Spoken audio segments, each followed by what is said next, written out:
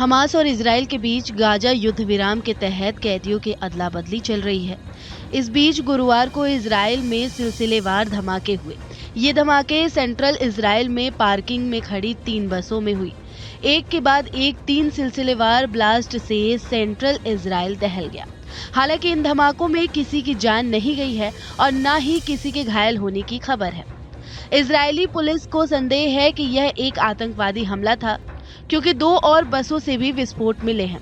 Israeli police का कहना है कि तेल अवीव के बाहर 2 इजरायली उपनगरों में 3 बसों में विस्फोट हुए थे और 4 विस्फोट उपकरण पाए गए थे। स्थानीय मीडिया ने बताया कि विस्फोट डिपो में बसों में हुए थे और वे खाली थे।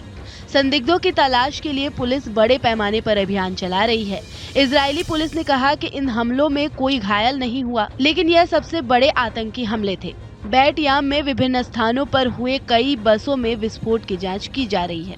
इजराइल के लोगों का कहना है कि ये धमाके 2000 के दशक के फिलिस्तीनी विद्रोह के दौरान हुए बम विस्फोटों की याद दिलाते हैं। धमाके के बाद इजरायली पीएम बेंजामिन नेतन्याहू ने सुरक्षा बैठक बुलाई।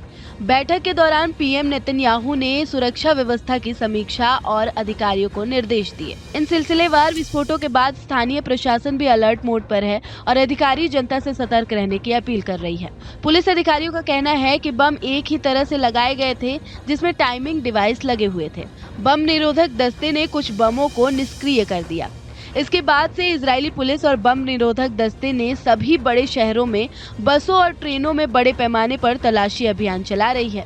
पुलिस प्रवक्ता हैम सरग्रोव का कहना है कि फिलहाल मामले की जांच की जा रही है कि क्या एक ही व्यक्ति ने बसों में विस्फोट लगाए थे या इनमें कई लोग शामिल थे।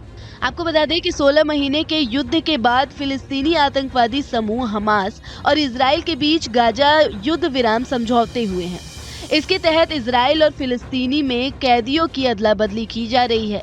ऐसे नाजुक मौके पर गाजा विस्फोट चिंता बढ़ाने वाला है। इजराइल और हमास द्वारा उल्लंघन के आरोपों के बावजूद 19 जनवरी को लागू होने के बाद से युद्ध विराम कायम है। गौरतलब है कि 7 अक्टूबर 2023 को हमास के आतंकियों ने इजराइल में घुसकर 1200 से अधिक लोगों को मार दिया और 250 से ज्यादा बंधक बना लिया, जिसके बाद युद्ध शुरू हो गया। इसके जवाब में इजराइल ने बड़े पैमाने पर जवाबी सैन्य कार्रवाई की। इससे गाजा में भारी जनहानि हुई। गाजा के स्वास्थ्य मंत्रालय के आईडीएफ के हमले में महिला और बच्चे समेत 48,000 से ज्यादा लोग मारे गए। हमास के आतंकियों ने इस कदर खूनी खेल खेला कि इसके छींटे कई देशों तक पहुंचे।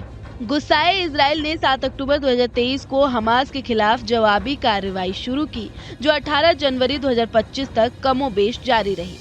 इजराइल ने न सिर्फ हमास और उसके समर्थक हिजबुल्लाह के खिलाफ बड़े पैमाने पर कार्रवाई की, बल्कि हमास के समर्थक भी उसके निशाने पर आ गए। लेबनान, सीरिया और ईरान जैसे देशों को भी इजराइल के गुस्से का दंश झेलना पड़ा। संयुक्त राष्ट्र का कहना है कि इजराइल के हमलों से गाजा की लगभग 2/3 इमारतें क्षतिग्रस्त या नष्ट हो गई। फिलहाल इस वीडियो में मेरे यानी नगमा इरम के साथ इतना ही। बाकी देश और दुनिया की तमाम खबरों से अपडेट रहने के लिए न्यूज स्टेट को सब्सक्राइब कर लें और वीडियो पसंद आई हो तो वीडियो को लाइक कर दें।